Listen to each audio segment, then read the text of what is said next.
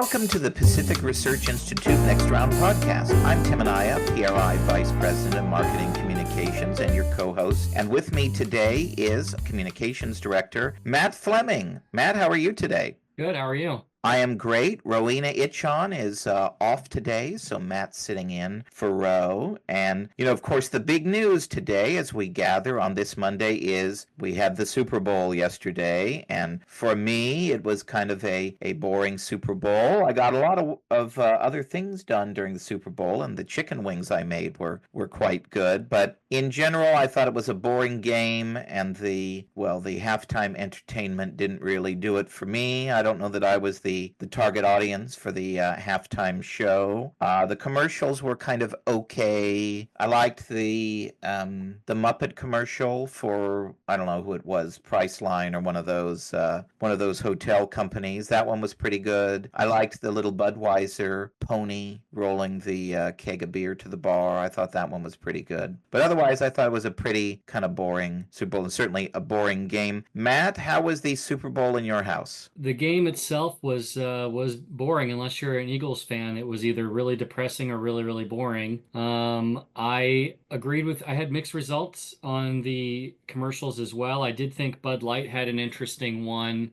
with Post Malone and comedian Shane Gillis. If you remember, they got in a lot of trouble and lost some market share by having some controversial commercials maybe a year ago. So it was interesting to see their pivot. But I agree with you about the halftime show, and I actually come to it as a Kendrick Lamar fan and as someone who thought the performance was good. It did feel like it was, not the right place. I mean, people want to watch the Super Bowl to be entertained and to have a good time, not to be provoked with, performance art and think pieces. Kendrick certainly ruffled a lot of feathers. He took what's known in rap as a diss record, where he's been going back and forth with other rapper Drake. He took that to the next level by performing a diss record at the halftime show. But having said that, I still think it fell flat. It was downbeat. The majority of the audience doesn't know any of the songs, and kind of a bummer for me.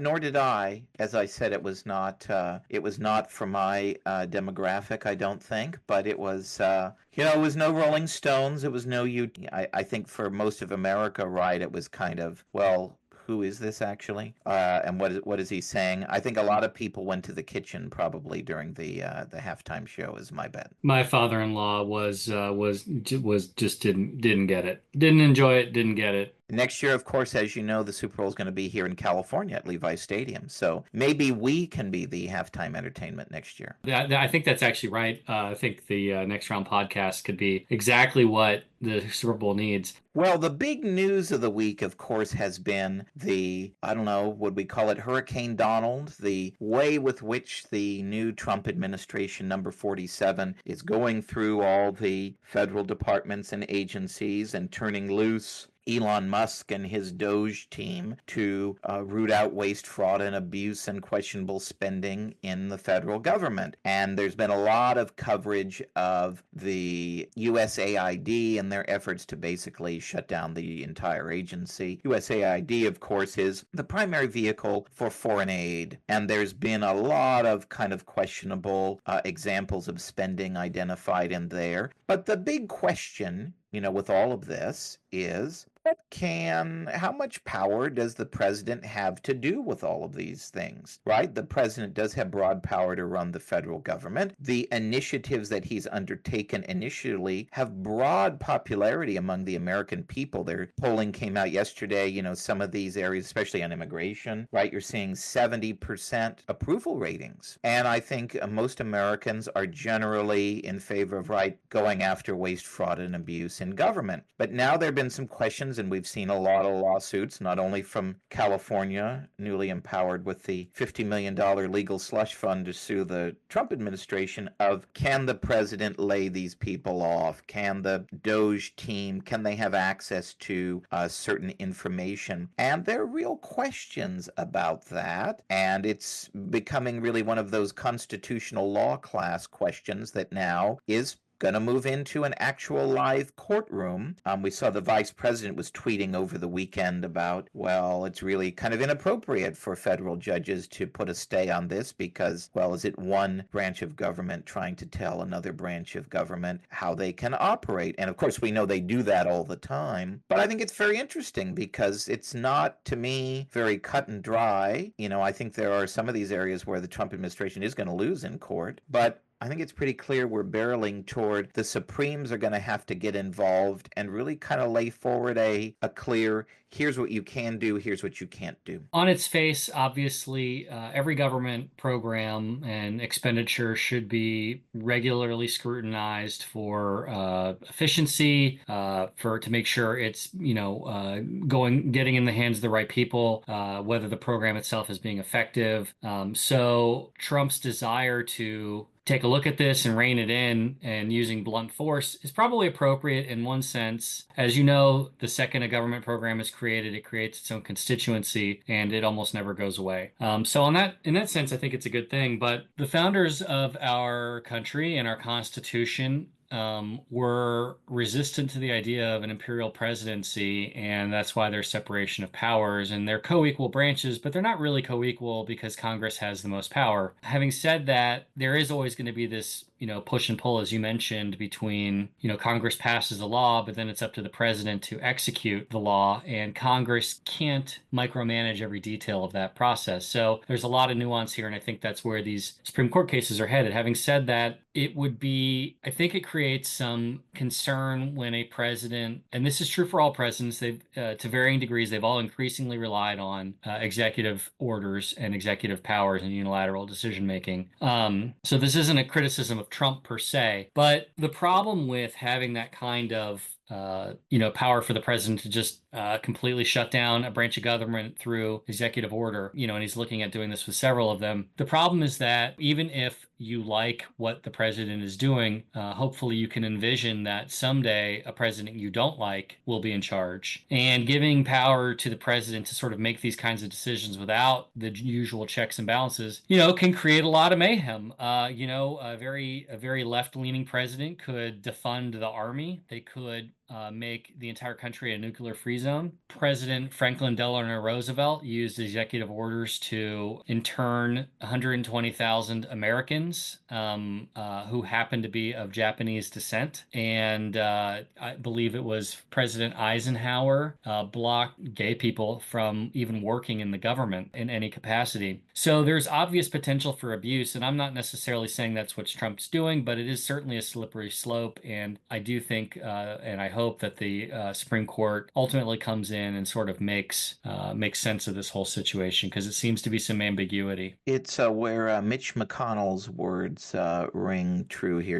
Be careful what you wish for, and I think that's exactly right. It's one of those things of it may serve your purposes now, but how about if the shoe was on the other foot? To me, the words of the great Richard Mercereau also are ringing here. Process does matter. It may be boring for press coverage. It may not be exciting in the debate, but the process by which we do things does matter. This legal fight that we're going to have could be some of the more interesting cases decided in recent memory. We've had a lot of interesting cases decided in recent memory. It very well could be a kind of, new generation of a Marbury versus Madison, because really, these kind of separation of powers issues and checks on power haven't really had a lot of cases like that since back in the day. And as we know, our friends, Mr. Madison and others, when writing the Federalist Papers, they certainly, I'm sure, had some interesting thoughts in these questions and debated these questions. And I'm sure the originalists that dominate the Supreme Court today are going to be revisiting their Federalist Papers pretty soon. Leading up to any sort of decision, we're going to hear ad nauseum about how the Supreme Court is packed with Trump appointees, but I do think that, originalist judges are probably more inclined to rule in favor of a strong Congress, a less strong executive, and boosting separation of powers. then there's the whole political debate, and I don't know that the American people are necessarily persuaded by the scene of Maxine Waters screaming in front of the Department of Education the other day and crying over federal bureaucrats. The kind of intent here is not a bad intent and should be done more in government. It's just a question of, can a president legally do this? The other thing I would say, you do have the opportunity. Congress can act in a lot of these areas. We have though there's a lot of internal squabbling among Republicans, we do have the debate over reconciliation coming up. And so these are areas of the budget that A, Congress can cut, but B, you could also put in provisions in these various bills to give the president the express authority that he's been looking for. Sure, Congress could back him up, and that would probably eliminate a lot of the discussion here. But all of these programs he's looking to cut are all programs that were, enacted constitutionally. I mean, presumably they were enacted constitutionally. I suppose one of them might not have been, and it was never challenged. But, by and large, Congress has passed these things. They've authorized these appropriations. And the president, even though it wasn't Trump, whoever was executive at that time, didn't veto, or their veto was overridden. So, you'll hear a lot about how Trump has a mandate and how he won the election. And I don't know about mandate because I think that's a strong term, but he won decisively, and he's certainly the president, and the president is allowed to try to implement their agenda as best as they can. But, Chuck Schumer was also elected. Nancy Pelosi was also elected. Maxine Waters was also elected. And so I think that's why it's an interesting debate to have and a worthy debate to have, because if you really start to think about it, there's no clear-cut way. But again, as you and I reiterated, I love the spirit of what he's trying to do. That's right. So here in California, of course, the focus of everything continues to be on wildfires, and we're now in the recovery and looking forward to the rebuilding process. And a lot of these issues, right, you hear Governor Newsom talking about we're going to have a Marshall Plan for the Palisades, and what does that mean? You hear a lot of people talking about, well, we need to reimagine what the Palisades are. On one hand, everybody would agree, right, as far as we need to make sure we use fireproofed building methods and building materials and those sorts of things. We don't want it to be a social experiment either. So it leads into this week's guest on our podcast. We're thrilled to have Joe Kent, who's the Executive Vice President of the Grassroot Institute of Hawaii, which is our sister think tank in the Aloha State. Our listeners may remember we've had Dr. Kali'i Akina, the President of Grassroot Institute, on our podcast in the past. And sadly, Hawaii has a lot of lessons to offer California on the rebuilding process. We all recall still the devastating wildfires that they had in Maui a few years back. And they went through a lot of the issues that folks in the Palisades are going through today. So Joe walks us through some lessons learned from the Maui wildfires that our friends who are wildfire victims should be paying attention to, and really gives us some things to think about as government starts to kick off the rebuilding process in earnest. So it's a very interesting discussion we have. Scary, some of the things that might be popping up here in California, because as we know, a lot of the people overseeing rebuilding in Maui, well, they share a lot in common with the people who would be overseeing the rebuilding in the Palisades, certainly policy-wise and ideology-wise. So I think you'll all find this to be a very interesting discussion. So here is Joe Kent, and we thank you for listening. Join PRI on Tuesday, February 18 at the Sutter Club in Sacramento for our 7th Annual California Ideas in Action Conference. We'll be gathering near the People's House to share what's missing the most at the state capitol, free market ideas. This year's keynote speaker is Scott Rasmussen, one of America's top pollsters and political experts. He'll be talking about the 2024 election and the lessons for California. Plus, hear policymakers, experts, and real-life change-makers share their thoughts on California's major challenges. And you won't want to miss what will surely be a lively panel discussion on the war on suburbia. Registration is free and includes a free lunch. So go to pacificresearch.org/events today to register and secure your spot for PRI's California Ideas in Action Conference on February 18th in Sacramento. Welcome to Next Round, Joe. Thank you for having me. So here in California, we watched with horror the wildfires that burned through Lahaina, Maui in August 2023. Lahaina is a popular vacation spot for Californians, and many Californians even have second homes in Maui. So could you remind us again by providing us with maybe some numbers, the extent of damage and loss of life from the wildfires in Lahaina? Sure. Well, yes, Maui and Lahaina in particular are the gem of Hawaii. People come from all over the world just to see the historic Front Street. It was a whaling village, and so many people have strong memories of that place and the happy times there. But the wildfires in August of 2023 overtook the town, and eventually 102 people died as a result of that fire, and over 2,200 structures were burned to the ground. That displaced around 12,000 people in the days after the fire, and it cost a lot of money, of course, billions and billions of in insurance claims and damages and so on. So this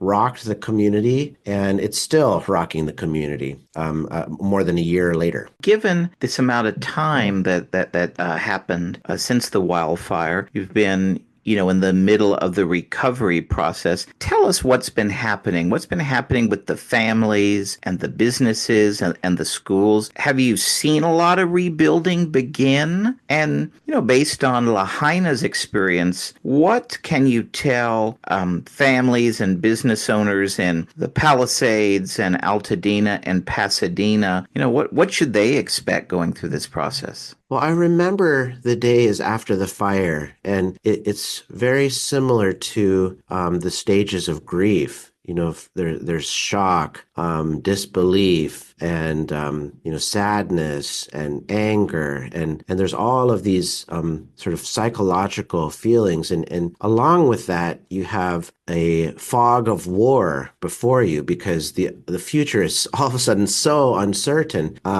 and a lot of people just caring for their fellow human beings and trying to offer shelter or any kind of support, and that's what we saw in the days after the Lahaina fire. Now, after that, there was the state and FEMA were offering a lot of money to put people into hotels. That was around 8,000 Lahaina residents were put into hotels. And that went on for several months, I think almost 6 or 7 months. But until people started to wonder, how much does this actually cost? Which seems to be like an unseemly thing to think about at first. But over the long term, the costs do add up. So that became, later a very big topic. Those costs were about $1,000 per day per hotel room. And the reason for that was because of the food and all of the services that surrounded the support of the Lahaina survivors. And so after that amount of time, around 6 or 7 months, the state moved the survivors to temporary shelter around Maui. And concurrent to this, there was a ban on tourism. Tourists were not allowed to come to the west side of Maui particularly. And so it kind of made sense you've got the Lahaina survivors staying in the hotels. But after a while, Maui's lifeblood is tourism. Its whole economy is based on tourism. And so they thankfully opened it back up. Again, there's another psychological question there about, is it okay? Is it moral to have tourism in your community at the same time that you've had a natural disaster? But at the end of the day, the more tourism, then the more people had money to help them deal with, all of the different survival issues in the days after the fire. So anyways, all of this was very expensive for the state in terms of just trying to recover. And also, we have rebuilding happening as well. not much rebuilding. Only 3 homes have been rebuilt since the fires. And that's not many homes at all. If you think about the thousands of homes that were burned down. Now, Hawaii used to be really, really good at this. In Kauai, we actually rebuilt many homes very quickly. But since then, all of the different housing regulations have sprung up over the years, and that has made it much more difficult to rebuild. So basically, rebuilding is starting very slowly, though government officials are doing what they can to expedite it. 3 houses, Joe. That's really something. So that said, Governor Newsom suspended the California Environmental Quality Act, CEQA review, and the California Coastal Commission permitting requirements for the fire victims. So it's a good start, but based on Maui's experience, what else can the governor do immediately? Yeah, so Maui is a great case study as a warning for what not to do. Because what has happened is a lot of the regulations are still in place. And that's one of the major factors in why it's been so difficult to rebuild quickly. Like I said, only those 3 homes, but there have been some bright spots. The county council on Maui passed a bill to allow a private permitting office to open on the island. And the governor waived all sorts of laws via proclamation to allow that to happen. And so this private permitting office, it's operated by Four Leaf, I think it's Four Leaf, which is a private engineering firm, and they're helping to expedite a lot of the permits. And so that's helped a lot, but also the SMA laws, which is the special management area laws. These are the areas between the highway and the ocean that have basically an extra layer of housing regulation associated with them. Those laws were also waived by the governor. And that's a good thing because Hawaii has already the most burdensome housing regulations in the nation. They've done studies about this. It's very clear that we have too much red tape getting in the way of our housing. So it's a good thing that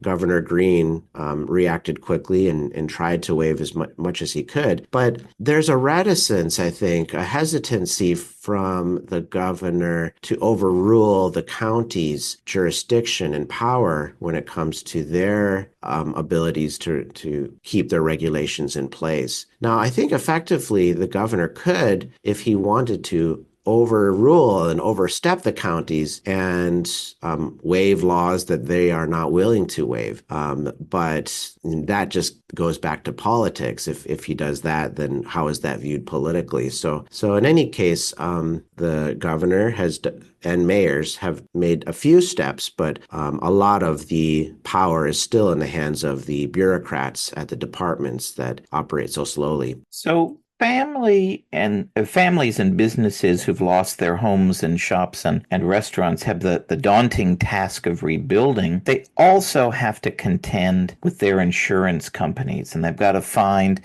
contractors and architects and so forth. So what's been Maui's experience with this, and what policy reforms, would you suggest to help California residents rebuild their homes as quickly as possible? Yeah, well, we wrote a report about this on our website. It's called 6 Ways to Speed Up the Recovery and Rebuilding of Lahaina. And it was written by Jonathan Helton, Malia Hill, and Jasmine Roca at our office. And basically, we identified waiving as many regulations and fees as possible. Part of this is fees, by the way. It takes a lot of money to pay for all the building permit fees and so on. On Maui, I believe they deferred the fees, but they did not yet waive the fees.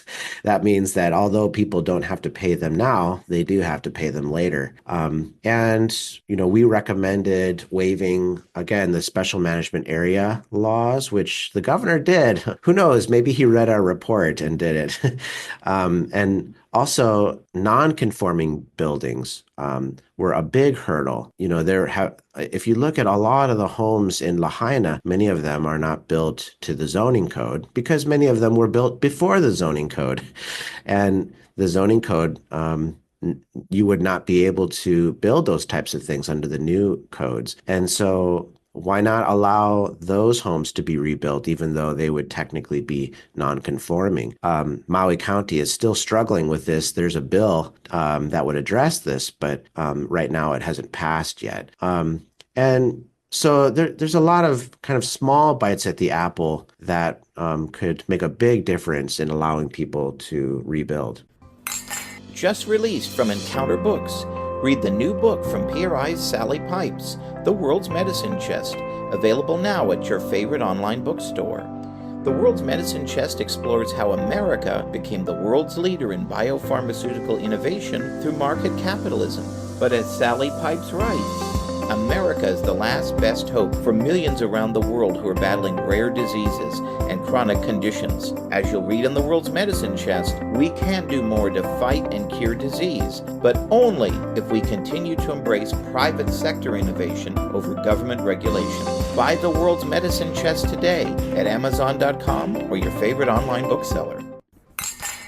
Joe, it's too early to know how the wildfires started in California, and after a long investigation by Maui County and the Federal Bureau of Alcohol, Tobacco, and Firearms, it was concluded that the cause of the fire was a down Hawaiian electric company power line, which set dry grass on fire, and firefighters thought that they had put out the fire, but winds blew a piece of smoldering material to another area, and that material reignited. And on top of that, if you have strong winds, it caused a huge firestorm. And similarly, in California, had we not done prescribed burning and kept our and had rebuilt water storage facilities, we might not have had the devastating fires that we had that spread everywhere. So are there any policy and regulatory lessons that could be learned from what happened in both our states? Yeah, in both instances, and actually in California, has a history of power companies starting wildfires. There's a book called California Burning, which is an amazing recounting of the campfire fires in California. And it showed that a lot of the focus of the energy companies were not on wildfire mitigation, but instead on renewable energies and all of the costs associated with that. Well, the same thing is true in Hawaii, where our renewable energy portfolio mandates have the electric companies focused elsewhere, and so that has resulted in old electric lines. If you look around Lahaina, their power electric poles were so old they were rotting, easy to blow over, not to standard, and so that's part of the problem. There was a video that was shot right before the fire, right as the fire is happening. It's an amazing video. Somebody standing on their roof in Lahaina, and filming the line as it snaps and it's down and it's starting fires across the hill. And I'm sure that must have been used as evidence in court. So yes, there's a lot to say when it comes to what electric companies could do and the role they play in wildfire mitigation. I know a lot of people in Lahaina are talking about the need to bury electric lines. It's really expensive to do that, though. It costs a lot more to bury the line, I think, than to just have it above ground. And what the electric company's done, as far as I know, is to have just rebuild the poles, but stronger. And so I think, though, that the community is still nervous if they rebuild their home, if they rebuild their community. Will these lines hold stronger than the other lines? And are we going to see a similar thing happen? So that's part of the conversation. Another one when it comes to mitigation is firehouses. There's a gentleman in Lahaina, his home burned down. His name is Joe Pluta. He told me that he leapt from his burning window to safety and escaped just with an inch of his life as he watched his home burn down. There's so many stories like that. And it's so ironic because he was part of the effort to get a firehouse built in Lahaina, another one built. And his argument was that, hey, community, if we build these firehouses, if we build more firehouses, then we can knock our insurance rates down. So why don't you just take the insurance savings that you would have gotten and put that towards the firehouse? And which is a very clever idea. He actually did get that accomplished just north of Lahaina in Napili, but was unable to get that accomplished in Lahaina until after the fire. I think they are now going to build a firehouse. So, but as you mentioned, controlled burns are another part of the topic. I mean, on Maui, we have a history of doing controlled burns. We had sugarcane for 100 years, and they did controlled burns there. Now, the sugarcane industry on Maui went belly up in 2016, leaving the land dry and fallow. And so that's a wildfire risk. But we still have, probably the world experts on sugarcane burning are on Maui. But I think it's kind of a taboo topic, though. There still may be a fear about whether or not burning would lead to fires or mitigate against fires. So those are a few of the issues. So back in 1992, Hurricane Iniki devastated the island of Kauai. The Category 4 hurricane destroyed more than 1,400 homes and damaged another 5,000, leaving 7,000 residents homeless. And that total cost of that hurricane was about $6 billion in 2022 dollars. So an interesting move by the council 2 years after the fires was cutting industrial and commercial tax rates by 50% for 1 year to help businesses recover. So how did that turn out, and did it help bring businesses back? And would you recommend a policy like this for the affected areas of the wildfires in California? Well, yeah, cutting taxes is a good thing for humanitarian reasons. It's really important that the people on the ground have as much money and capital as they can get. They did do this in Lahaina, where they cut taxes for all property owners. And I think that's, saved taxpayers around $10 million so far. But the businesses haven't really come back, and it's not because of the taxes. It's because of the zoning and building issues. There's a lot. It's hard to build houses, but it's even harder to build businesses after the fires because all of the efforts to waive regulations have been focused on housing. But the SMA laws and all of those laws that I mentioned earlier, none of them are waived for rebuilding of businesses. And so there's a huge barrier there. I believe there's an organization in Lahaina called Front Street Recovery, and they are a group of business owners that are trying to advocate that laws be waived for them. But anyone who's been to Lahaina knows that part of the magic and special nature of the area was that it was right next to the ocean. It's this beautiful old shanty whaling village that was built right abutting this beautiful harbor that looks across. You can see Lanai, you can see Molokai, you can see whales breaching in the ocean.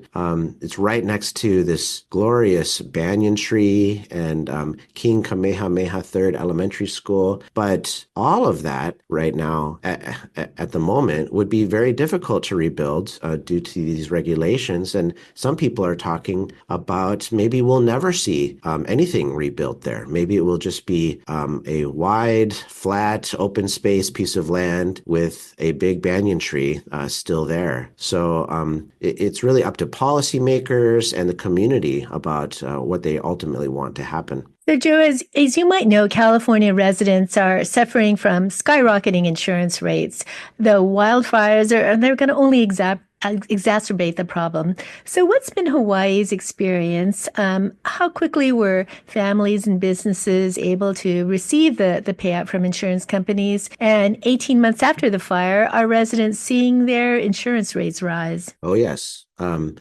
Insurance rates are rising. Thankfully, families were able to get their insurance money, though, quickly to the tune of around $2.3 billion so far, at least. And I'm sure it'll be $1 billion more, at least. And this insurance money has helped them find temporary shelter and get their life back together. So that's very important. But it is true that insurance rates are rising dramatically, and they have risen dramatically after the fire across the state. I think insurance companies are realizing that Hawaii has hurricanes and wildfires and lava flows, eruptions, earthquakes, tsunamis. It's not really a safe place to live as far as property goes. And so they're trying to reprice their models. And that's leading to a big spike. At the same time, if you look at the homes that have been built in Hawaii, many of them were built in the 60s and 70s before all of the zoning regulations and housing regulations came to be ensconced in our laws. And so the homes here are old, and the condominiums, many of them are cracked and they have broken elevators and so on. Some housing communities are near wildfire areas. And all of this is causing insurance rates to raise to the tune of sometimes 20%, sometimes 500%, some around nearly 1,000%. I mean, try to imagine an HOA.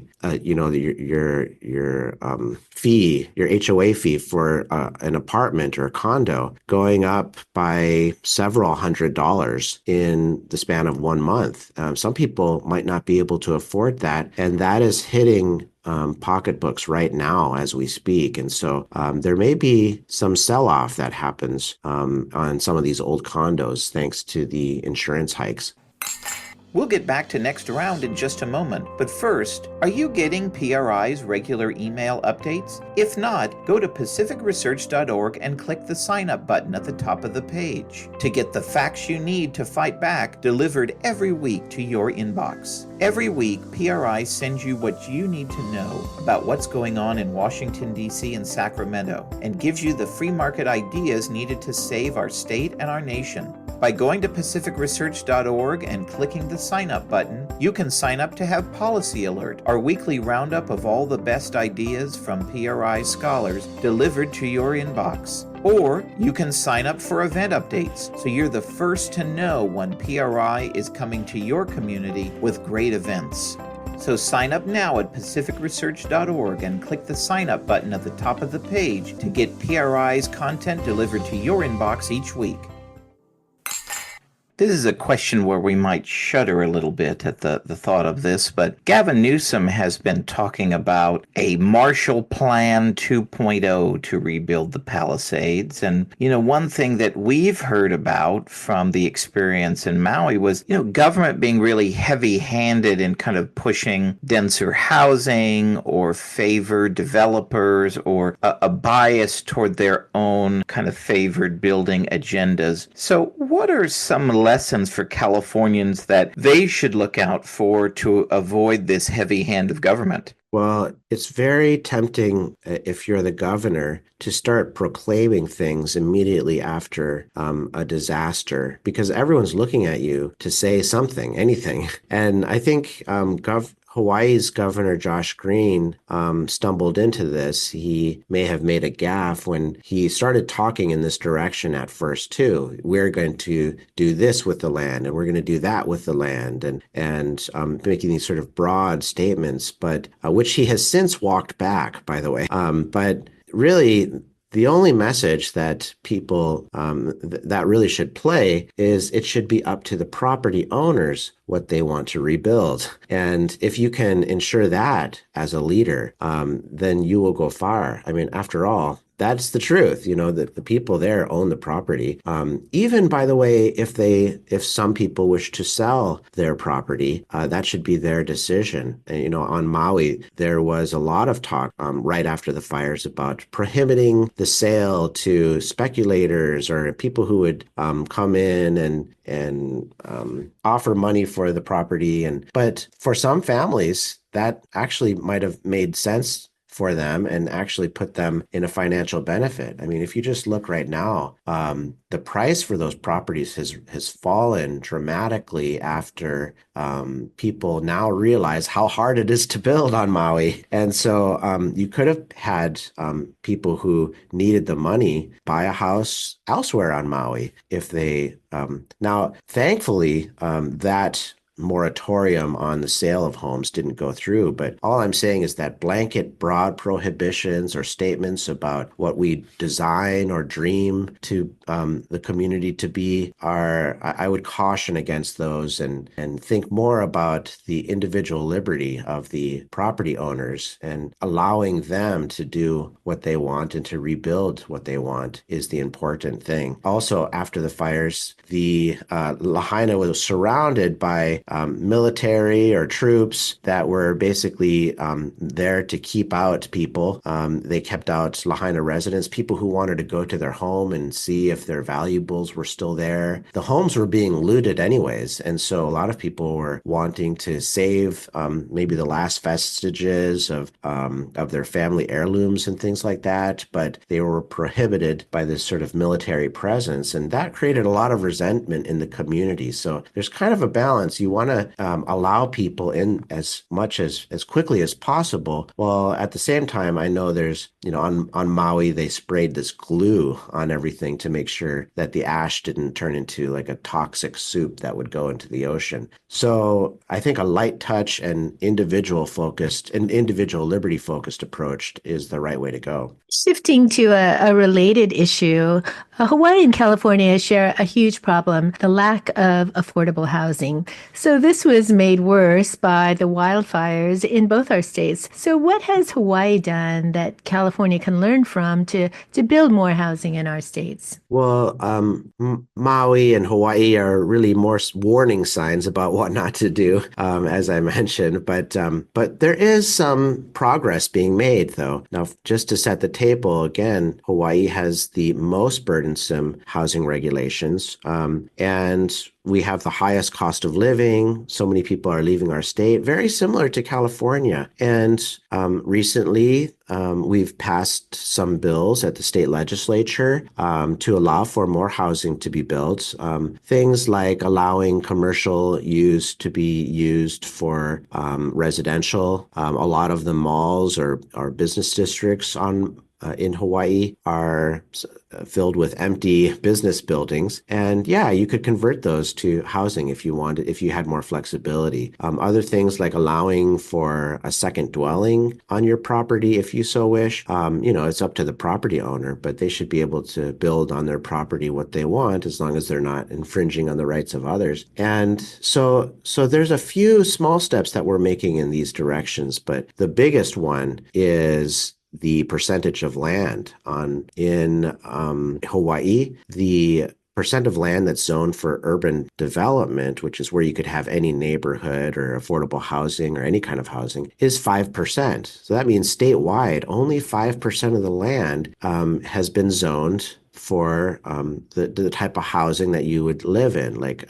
in a neighborhood. Now, you could build like a mansion on agriculture land or something, but that's around 45% of the land is agriculture, and the rest of it is conservation. So if they took that 5% and added to it 1 percentage point, then that would be a 20% increase in the supply of land available for housing. Now, I think a similar statistic exists in California, where it could be that 5% of the land is zoned for urban development just the same. building up or building out, it doesn't matter to me as long as you allow for building. So finally, as we close, we don't want to be all depressing and talk about all the problems because there has been progress in rebuilding Lahaina. It's certainly for us Californians and for many tourists in the United States and around the world, it's always been a destination vacation spot. So tell us some of the good news and should Californians be considering Lahaina again for a vacation spot this year? Yes. The more you vacation in Lahaina and on Maui, then the more money you're putting into the economy to help people recover. So really think of it almost as a goodwill or humanitarian thing. People need the economic activity, and people are coming back. Thankfully, the tourism numbers are almost back to what they were already on Maui before the fires, and it's still a beautiful place to visit and tour around. And some other good news is that people are getting their permits finally. There are hundreds of permits going through right now. As I said before, only 3 buildings have been rebuilt, but maybe we'll see a lot more as this flood of permits has been issued. Those permits have been issued because government waived a lot of regulations and lifted red tape to allow for that to happen. And so there is, a good side of the story to this. And surrounding Lahaina, there has been a lot of building. Remember when I mentioned about the ability to build out? Well, people are building out around Lahaina, and they're building, hundreds of homes there. So many of those homes are temporary, but hopefully the government can allow more flexibility for that so that those homes could be made permanent. Potentially.